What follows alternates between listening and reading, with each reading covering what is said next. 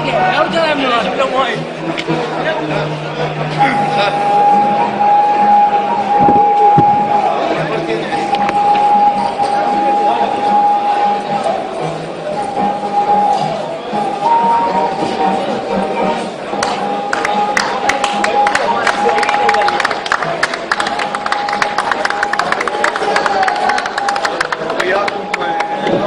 لا طائفين عراقيين من عرفت دينا منين؟ لا عرفت طائفة من يا طائفة؟ خليه احنا شغلنا بس اللي سويناه انه الشعب العراقي لا تهمه دين لا تهمه طائفه لا تهمه قوميه.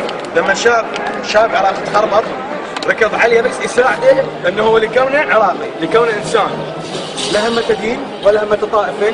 وهذا الحكي كله كذب انه سني او شيعي او مسيحي. اليوم مستحيل واحد فيكم يعرفني او يعرف انا من يا قومي او من ياتي.